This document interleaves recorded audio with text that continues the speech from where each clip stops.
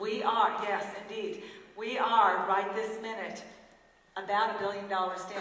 We are, and let me just tell you, it's real basic budgeting. I can find about $4.7 billion in revenue. The latest budget I have seen is $5.3 billion. That is not a budget, that's a disaster.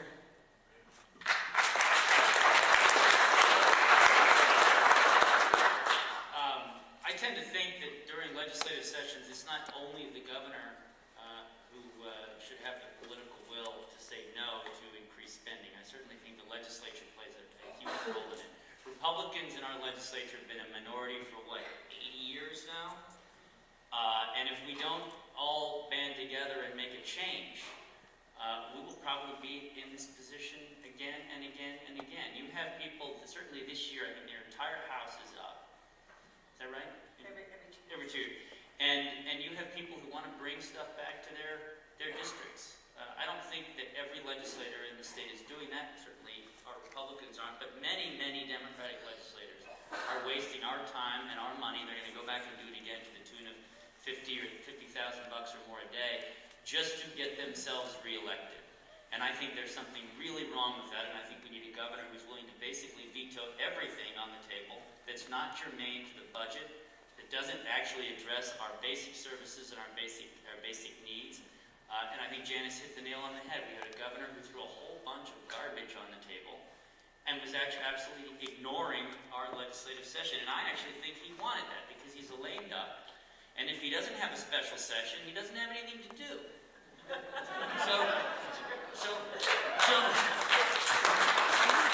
I think this is, again, I said just because I'm not paranoid doesn't mean they're not out to get me, but I really think this is a devious plot by this administration to keep himself busy.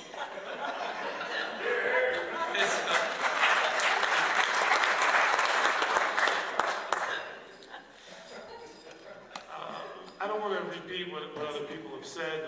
There's clearly a lack of leadership at the governor's level, and there's a lack of leadership in the Democrats in the legislature to make the hard decisions that will close the budget gap. So Janice told you what the gap is. The problem is that $600 million has to be closed. That gap has to be closed, and I think most people in here would agree the way to close that is by spending cuts. We are not interested in tax increases. We are not interested in crazy revenue schemes that are going to phase out, is what they say, a temporary tax, those kinds of ideas which usually never end up being temporary. What a lot of people want, what Republicans want, and I think what most of you want, are budget cuts, which means a smaller government, which means standing firm.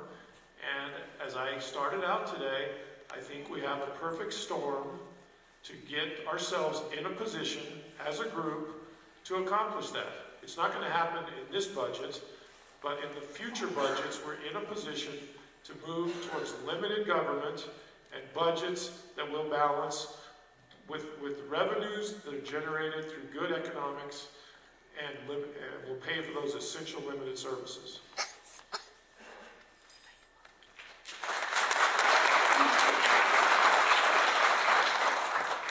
I absolutely agree that is the only thing we should be dealing with during a 30-day session, is the budget, particularly when we are in such a deficit. There's no confidence right now at all that the Richardson-Dennis administration is even telling you the truth about the status of our budget. And in fact, they're not. It's a shell game. That's why we hear from week to week a different figure, from $225 million in the hole to $350 million in the hole, then it changes to $650 million in the hole, and now it's $1 billion in the hole. They're not being honest with you. And the first thing I would do as governor during the transition period would be to make sure to dissect that budget and determine the reality of it and then tell you what it is.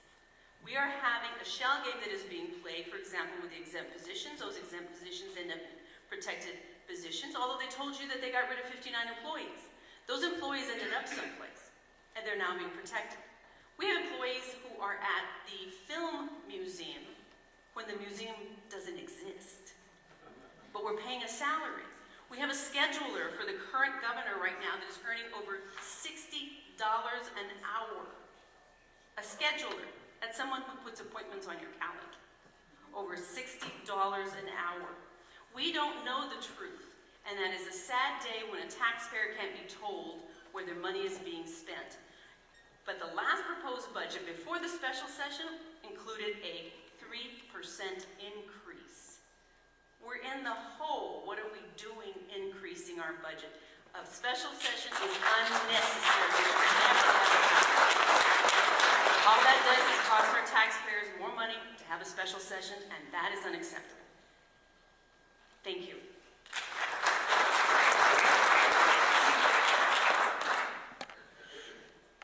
Okay, last up. Simple answer. Absolutely the budget ought to be first. A good budget. So what do we have now? We got Band-Aids. We got Band-Aids all over Santa Fe and no one with the will to make the hard decisions. Let me tell you, it's if I had to use an analogy, I'd call the New Mexico state government New Mexico Inc. A service business that got founded in 1912, as the year of statehood. So 98 years later, it's bankrupt.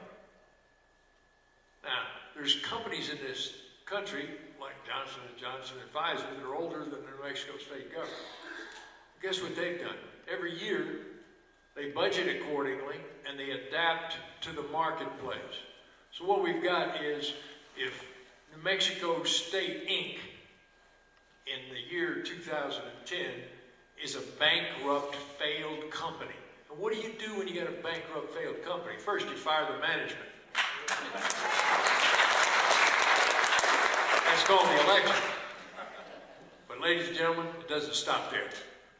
You got to take the company out of receivership and you got to reorganize it for the marketplace. I'm using business terms because they're appropriate in this case. You've got a government that's bloated, out of control, and by resetting it and realigning it and downsizing it, and in some cases outsourcing it, we're going to have a budget under control and a government that works for you that's affordable.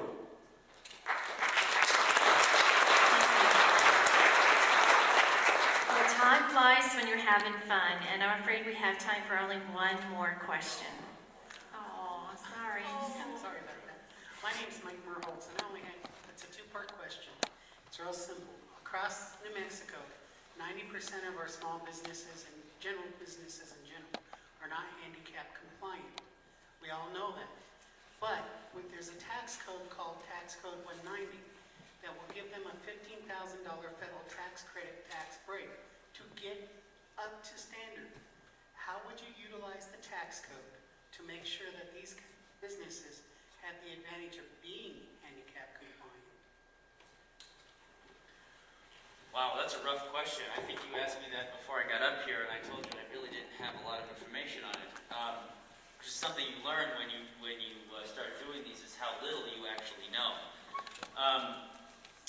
If it is a federal tax, you say it was a federal tax credit. It seems to me that if there is a federal program that provides a credit to business owners, that business owners would want to take advantage of it.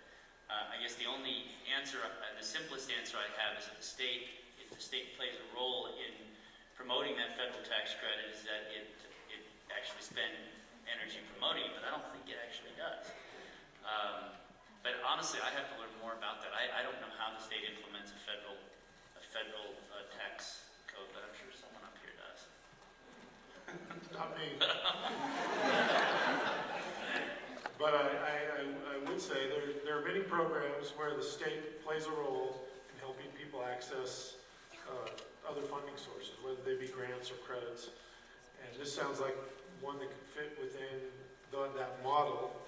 I don't know why it hasn't. I think the first question would be to find out why it has one of those models that have been used successfully hasn't been explored and utilized.